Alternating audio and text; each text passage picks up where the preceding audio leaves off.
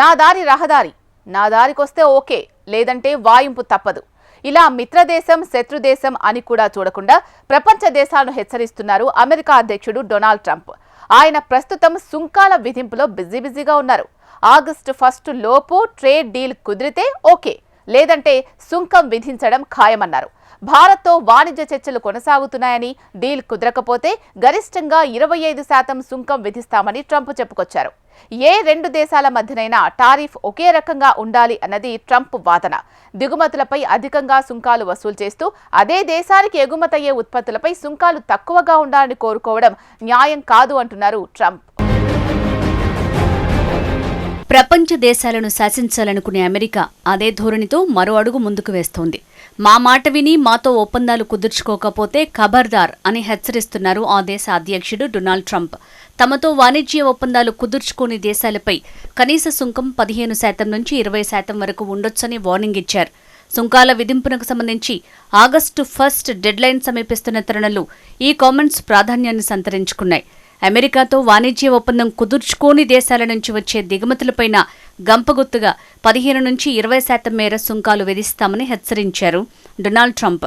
ప్రపంచ దేశాలకు నేను చెప్పేది ఇదే, సుంకాలు 15% నుంచి 20% వరకు ఉండొచ్చని ట్రంప్ స్కాట్లాండ్లో యూకే ప్రధానితో కలిసి పాల్గొన్న మీడియా సమావేశంలో వార్నింగ్ ఇచ్చారు.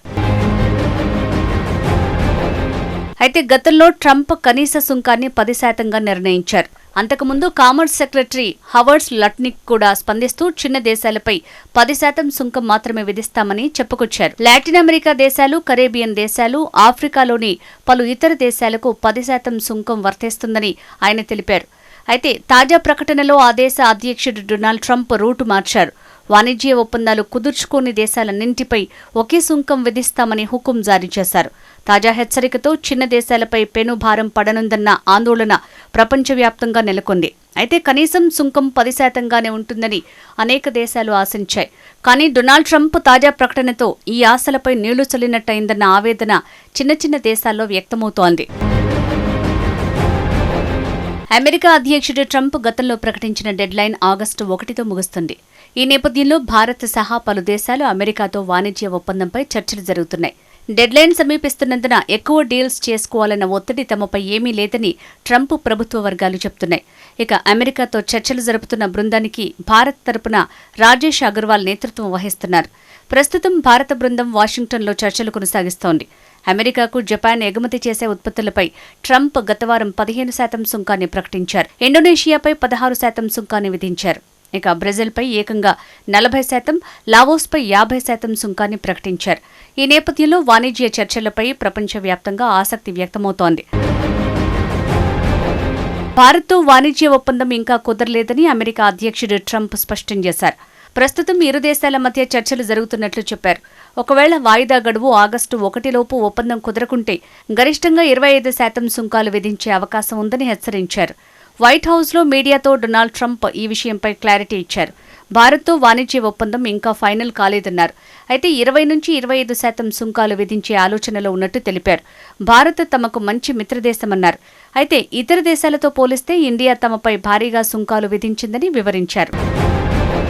ట్రంప్ రెండోసారి అధికారంలోకి వచ్చాక అమెరికా దిగుమతులపై ఇతర దేశాలు విధిస్తున్న టారిఫ్లపై స్పెషల్ ఫోకస్ పెట్టారు. ఏప్రిల్ 2న అన్ని దేశాలపై ప్రతీకార సుంకాల మూత మోగించారాయన.